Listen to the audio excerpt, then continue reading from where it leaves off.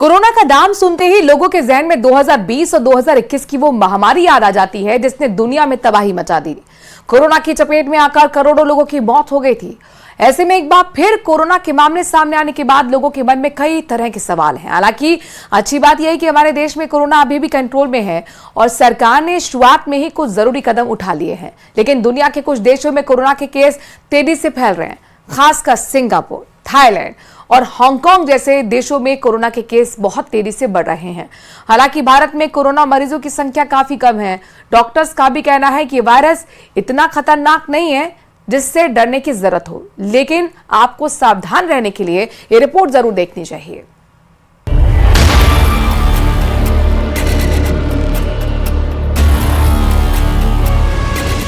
देश में कोरोना एक बार फिर नई टेंशन बनकर उभर रहा है। दर्जन भर से भी ज्यादा राज्यों में कोरोना के मामले सामने आ चुके हैं। आंकड़े लगातार बढ़ रहे हैं। कोरोना से कुछ राज्यों में मौत के मामले सामने आए हैं। आम लोगों के जहन में कई सवाल पैदा हो रहे हैं। क्या कोरोना की वापसी हो रही है? क्या कोरोना फिर से आफत बनेगा? कितना खतरनाक है कोरोना का ये वेरिएंट? पहले आपको देश भर में कोरोना के बढ़ते हुए मामलों पर अपडेट दे देते हैं। भारत सरकार ने कोरोना को लेकर जो अपडेट सामने रखा है उसके मुताबिक देश भर में इस वक्त कोरोना के केस 1000 से ज्यादा हो चुके हैं। कुछ राज्यों में कोरोना से मौत की खबर भी सामने आ चुकी है। हालांकि कोरोना केसेस उतने नहीं हैं कि परेशान हुआ जाए, लेकिन फिर भी सावधानी जरूरी है। जिन राज्यों में सबसे ज्यादा कोरोना के केसेस हैं और जिन राज्यों में तेजी से कोरोना के केस बढ़ रहे हैं, केरल, तमिलनाडु, महाराष्ट्र है।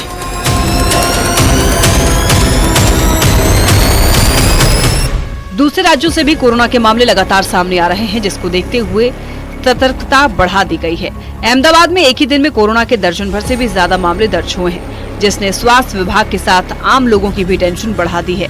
वहीं महाराष्ट्र में भी कुछ दिनों से कोरोना के केस बढ़े हैं। महाराष्ट्र के जिन शहरों में सबसे ज्यादा कोरोना के केस सामने आए हैं उनमें मुंबई, पुणे, नवी मुंबई, ठाणे, नागपुर।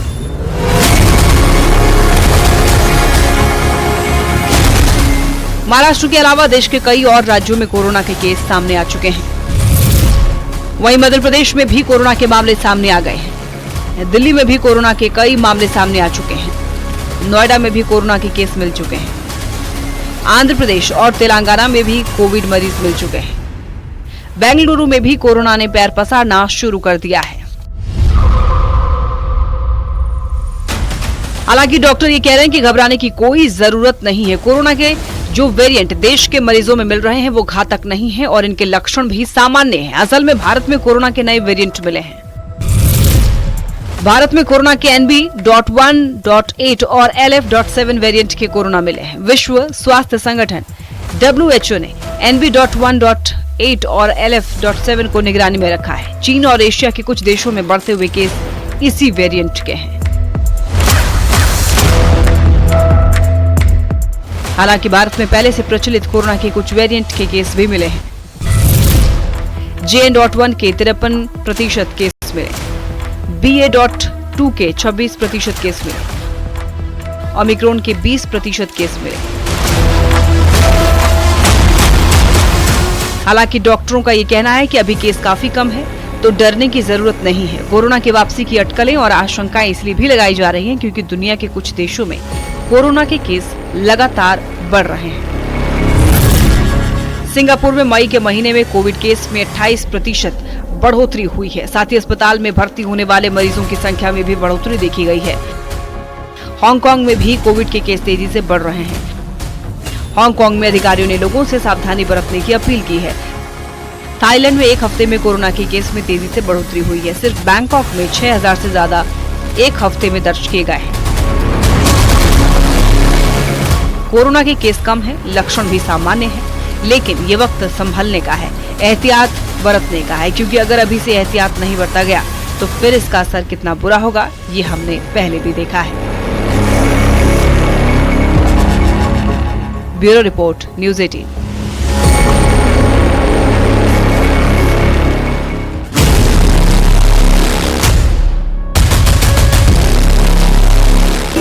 देश में कोरोना की वापसी की आशंकाओं के बीच राज्य सरकारों ने अपने स्तर पर तैयारियां शुरू कर दी हैं। अस्पतालों में कोरोना से निपटने की तैयारी की जा रही है, खास तौर पर उन राज्यों में जहां कोरोना के कई मामले सामने आ चुके हैं। जो राज्य कोरोना से सबसे ज्यादा प्रभावित हैं, वो है केरल, महाराष्ट्र और तमिलनाडु।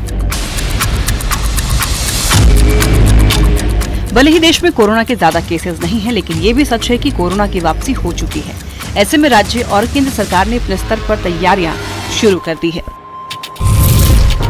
केंद्र और राज्य सरकार ने अपने स्तर पर काम शुरू कर दिया है। केंद्रीय स्वास्थ्य सचिव ने समीक्षा बैठक की है। स्वास्थ्य मंत्री भी स्थिति पर नजर बनाए हुए हैं। केरल सरकार ने सभी जिलों में सख्त निगरानी और रैंडम टेस्टिंग शुरू कर दी है। तमिलनाडु सरकार ने भी सार्वजनिक स्थानों पर मास्क लगाना अनिवार्य कर दिया है। दिल्ली में अस्पतालों को बिस्तर, दवा, ऑक्सीजन और टीकों की उपलब्धता तैयार रखने को कहा गया है। दिल्ली में एहतियात बरता जा रहा है। हरियाणा में भी कुछ केस सामने आने के बाद इंतजाम पुख्ता कर लिया है। एमपी में भी कोविड के केस आ चुके हैं। झारखंड सरकार भी कोरोना के JL.1 वायरस को लेकर अलर्ट है। Railway station, bus stand, airport से लेकर अस्पताल तक निगरानी रखी जा रही है। राज्य के स्वास्थ्य मंत्री ने डॉक्टरों के साथ बैठक की है। इसमें ज्यादा पैनिक होने की आवश्यकता नहीं है। जब हमारे यहाँ डिटेक्ट हुआ तो एक स्वास्थ्य मंत्री, मेरी जवाबदेही बनती है कि हमारे झारखंड को मैं अलर्ट करूं। डॉक्टर्स से मैं उनसे वार्ता किया, सारे लोगों से मैंने वार्ता किया और हर जगह मैंने झारखंड के तमाम जिलों में, झारखंड के तमाम जिलों के बस स्टेशन में, चाहे रेलवे स्टेशन में हो, चाहे एयरपोर्ट में हो, यही तो वहां जाए टीम जाएगी मेरा। राज्य के अस्पतालों को अलर्ट मोड पर रखा गया है। हालांकि डॉक्टरों का ये भी कहना है कि डरने की जरूरत नहीं है। जो वेरिएंट मिले हैं वो काफी माइल्ड है। देश के अलग अलग राज्यों में कोविड केस मिलने के बाद एहतियात बरता जा रहा है। मरीजों के संपर्क में आने वाले लोगों के सैंपल लिए गए हैं। एहतियात से ही हम कोरोना को हरा सकते हैं और कोरोना केस की संख्या को देखते हुए लोगों ने एहतियात करना भी शुरू कर दिया है। Bureau report, news 18। मशहूर रैपर इमवे बैंटाई को जान से मारने की धमकी मिली है। 1 करोड़ की फिरौती भी मांगी गई। धमकी देने वाले ने खुद को गैंगस्टर लॉरेंस बिश्नोई का करीबी सहयोगी गोल्डी बराड़ बताया है। दावा है कि गोल्डी बराड़ ने रोहित गोदारा का नाम भी लिया था, जो कि बिश्नोई का एक और करीबी माना जाता है। रैपर इमवे बैंटाई, जिनका असली नाम मोहम्मद बिलाल शेख है, उनको ये धमकी 25 मई को उनकी कंपनी के रजिस्टर्ड एक मोबाइल नंबर पर भेजी गई थी। एमवे की तरफ से NRI कोस्टल पुलिस स्टेशन में शिकायत भी दर्ज करवाई गई है। बताएं कि एमवे ने पंजाबी रैपर सिद्धू मूसेवाला की हत्या की 30वीं बरसी पर एक गाने को रिलीज किया था। ये गाना मूसेवाले को समर्पित है।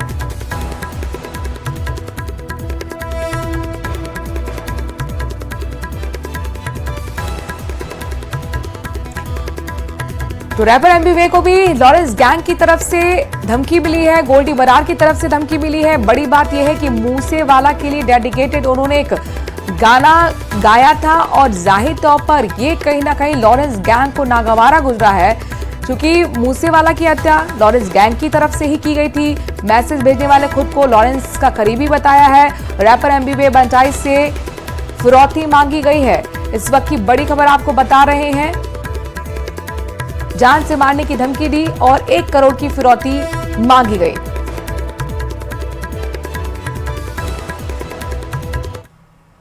आतंकिस्तान पर भारत की स्पेशल 7 की स्ट्राइक जारी है। दुनिया के अलग अलग देशों में आतंक परस्त पाकिस्तान को भारत में नकाब कर रहा है। सांसदों के डेलीगेशन के 7 ग्रुप अब तक कई देशों का दौरा कर चुके हैं और अन्य देशों के दौरे पर हैं।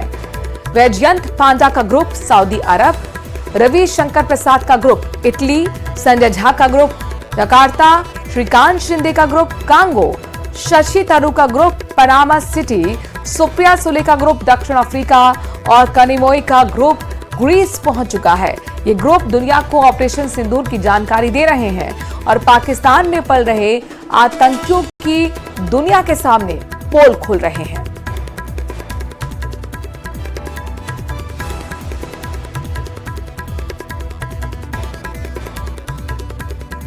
आतंकवाद पर पाकिस्तान को बेनकाब करने शशि थरूर की अगुवाई वाला डेलीगेशन पनामा पहुंच चुका है। डेलीगेशन ने नेशनल असेंबली का दौरा किया और यहां पर उन्होंने आतंकवाद के खिलाफ भारत के रुख को पेश करने के लिए सांसदों के एक चुनिंदा समूह से मुलाकात भी की है।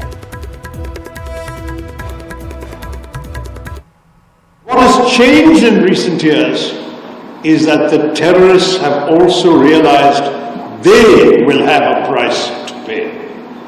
On that, let there be no doubt. When, for the first time, India breached the line of control between India and Pakistan to conduct a surgical strike on a terror base, a launch pad, the Uri strike in September 2015, that was already something we had not done before. Even during the Kargil war, we had not crossed the line of control. In Uri we did.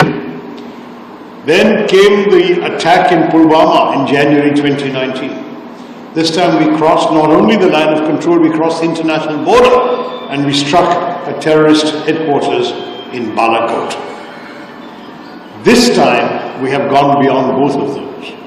We have not only gone beyond the line of control and the international border, we have struck at the Punjabi heartland of Pakistan by hitting terror bases, training centers, terror headquarters in 9 places.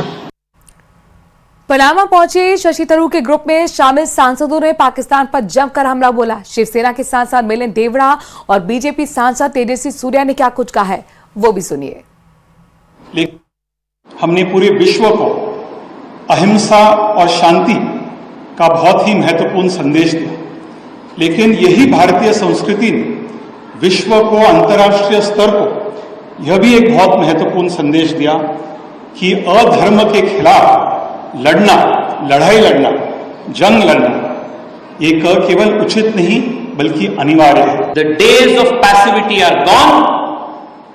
अगर आप अपने ऊपर हमला करेंगे तो भारत एक बार नहीं 100 बार भी ऑपरेशन सिंदूर करने के लिए ताकत है। इसलिए ये सिर्फ भारत की लड़ाई नहीं है, भारत की जंग नहीं है अकेला, ये हम सब का जंग है, पूरे विश्व का जंग है। Which is why as one world we must come together to defeat terrorism. दूसरी तरफ सुप्रिया सुले की अगुवाई में भारतीय डेलीगेशन दक्षिण अफ्रीका पहुंचकर पाकिस्तान के खिलाफ समर्थन जुटा रहा है।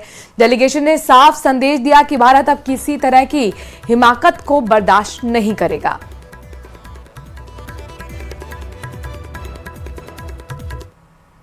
Tell the truth to the world, and we all in one voice must condemn any terrorism anywhere in the world. And we have come with a message of peace, love, harmony. At the same time, we must not forget that India is not going to tolerate any violence against any Indians anymore. And that's the message that we have come. Our first effort will always be peace. And India is one country which has never initiated a war ever. उधर रविशंकर प्रसाद की अगुवाई वाला delegation Italy पहुंच गया है। इससे पहले आतंक के खिलाफ इस लड़ाई में भारत को फ्रांस का भरपूर समर्थन मिला है। रविशंकर प्रसाद की अगुवाई में फ्रांस पहुंचे डेलीगेशन ने भारत की जीरो टॉलरेंस पॉलिसी को दोहराया। Grateful, the Honorable Vice Chair of the Defence Foreign Affairs Committee, along with all her colleagues in the Senate, in this majestic building, has only one word to say. We are together with India in the fight against terrorism. And Pakistan has also suffered, and they totally agreed that France and India, nay, the whole democratic world, need to speak in one voice in the fight against terrorism emanating from Pakistan, supported by the state of Pakistan.